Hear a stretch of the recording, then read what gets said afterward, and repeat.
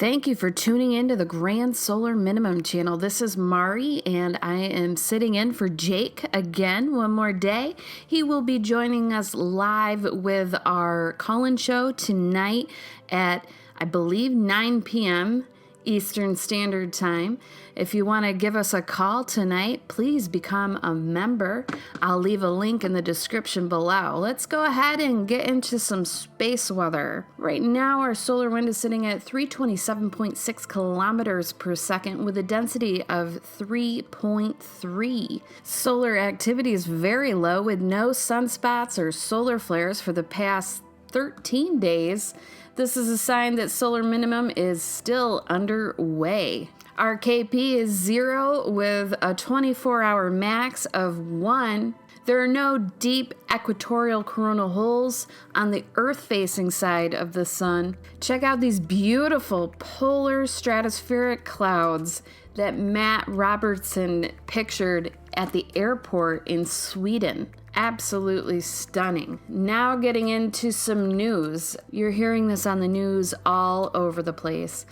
In China, coronavirus death toll hits 26 with 830 infected, more than 33 million people on lockdown. And if you're watching social media, it's really hard to vet the information. There are people that are saying tens of thousands up to hundreds of thousands of people are dying from this. So we need to be watching this very carefully and be careful what you're reading online. It's hard to tell fact from fiction right now in regard to this. My experience in the past with flu outbreaks, it always seems to wind up being overhyped more so than it is. But on the other hand, looking back through history and times and on time scales of things in the past, these epidemics have wiped out populations. So we must just cautiously observe.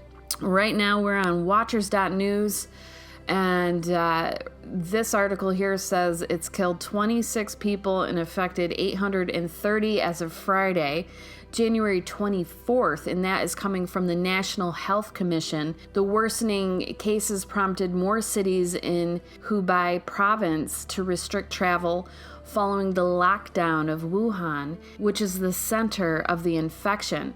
The NHC also confirmed that the number of cases had jumped to 830, with deeming 177 as severe. So severe is deemed at 177. They right now are dealing with 830 cases. And if you look on social media, that is way higher. So who knows? We'll see. The scary part is, as of Friday morning, 10 patients in California, 1 in Texas, and 1 in Tennessee were being isolated as they await test results from the Center of Disease Control and Prevention. Meanwhile, the Philippines is still investigating a case of a 5-year-old boy from Wuhan who tested positive for the virus.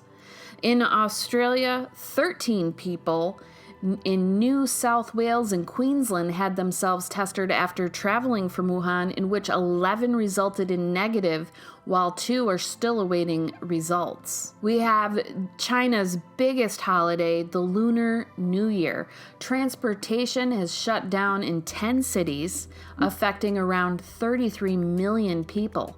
Authorities have also canceled all major public events in the capital city of Beijing. Popular destinations Forbidden City and Shanghai Disneyland said they will also close from Saturday, the 25th. They should close now. I don't know why they would wait, but anyway. The state media reported that the country is racing to build a hospital in Wuhan, particularly for treatment of coronavirus, which is expected to be ready by February 3rd.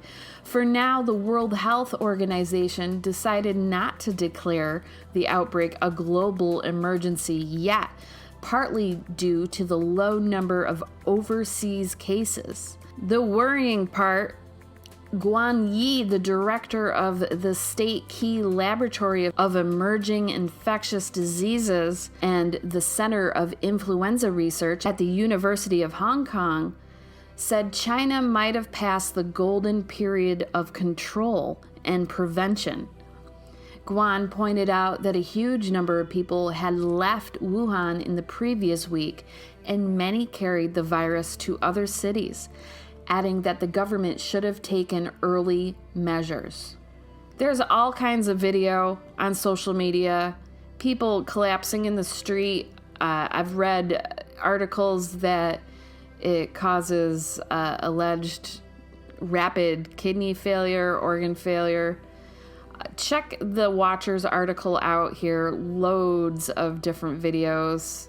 So thank you, Julie, for writing that, and thank you, Teo, for having such a wonderful news site. Let's take a look at the weather. And I'm not Jake, but let's look at the weather. We have a Pacific storm parade. Atmospheric rivers could bring flooding, landslides, feet of cascades of snow in Washington, Oregon. I got yelled at for not covering the West Coast yesterday, so let me make it up to you people, okay? We had a snowstorm on the Northeast. I'm sorry, I covered that yesterday. But let's cover this. A strong Pacific jet stream will push a series of storms into the Pacific Northwest through next week, bringing days of rain that could trigger flooding and feet of snow to parts of Washington and Oregon. This nearly west to east jet spanning the North Pacific Ocean from Asia to Western North America is a classic feature in the winter months, sticking out as a ribbon of high winds in both analysis and model forecasts. As a result, a flight from Tokyo to San Francisco will take less time and use less jet fuel than the same trip in reverse. When this pattern sets up, strong storms develop over the Pacific Ocean and then are guided by the jet stream towards some part of North America from Alaska to California, depending on the jet stream's orientation. In this case, the forecast suggests this parade of storms will primarily take aim on the Pacific Northwest and parts of British Columbia. These Pacific storms could be accompanied by an atmospheric river, which is a deep plume of moisture often associated with heavier rain events. It sometimes spans thousands of miles from Hawaii or Western Pacific Ocean towards the West Coast. So how much? How long? One system will bring rain and mountain snow to parts of Oregon and Washington throughout Friday. Elevations above which snow is expected to fall are high for this system, generally above 6,000 feet in the Cascades and the Olympics.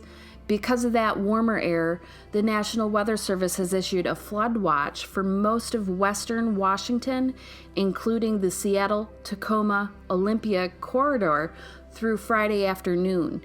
Some river flooding and landslides are possible due to the combination of this precipitation and melting snow from a colder pattern earlier in the month. That's only the first system. Several systems will move into the northeast into early week with more rain and mountain snow.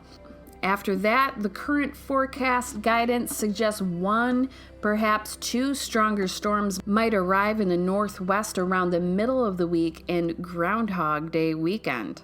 This combination of Pacific storms is likely to wring out heavy rain from the coastal ranges of far northwestern California to western Oregon and western Washington.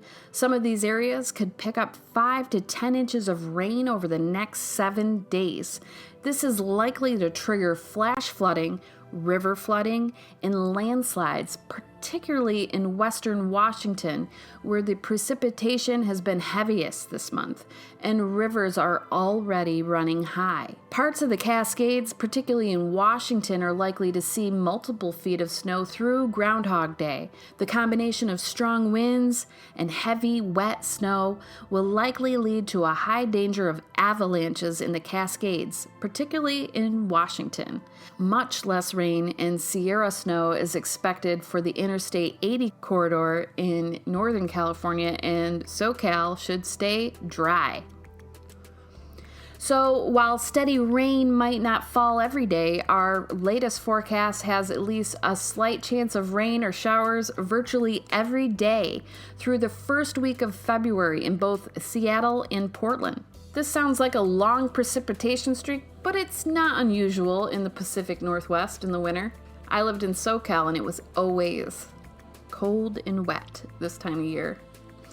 Over to the UK, let's look at today. Many areas staying cloudy after a murky, even a foggy start in parts of the south with a little drizzle, some rain folding back into northwestern parts later, but northeast Scotland seeing decent breaks after showers clear far north. Tonight, most parts cloudy with a little rain or drizzle in places, a few clearer breaks in the northeast and southern areas, perhaps with a touch of frost. Tomorrow, it's going to be rather cloudy, mostly dry, little drizzle in places, while odd showers affect parts of southwest Britain. Northwest Scotland remains windy with heavier rain arriving later. Please check out the poll on our community tab, or if you're a patron, go on Patreon and fill out the poll there. We want to know what you're interested in calling in about tonight. What would compel you to give us a call? We have lots of members that have recently joined. We want to hear from you. Tell us what you want to talk about. I know it's intimidating coming on a live show, but we don't do video. No one can see ya. You can even use a fake name if you want. We understand your privacy and respect that.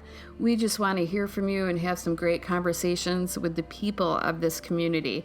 So head on over to the links in the description below. Join today, become a member. Thanks for bearing with me on day 2 of pretending I'm Jake. I'll never be able to be at his caliber of expertise with the weather, but I do my best, okay? In the Northwest, there you go.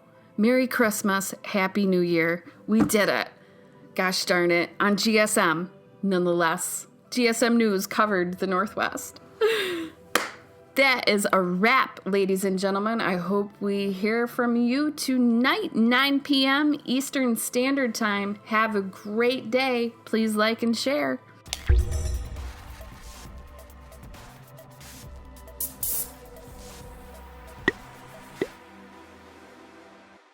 Do you like this show? Give us a thumbs up. Want to support us more? Share to your favorite social media platform. Buy a t-shirt or become a Patreon. All links are in the description below.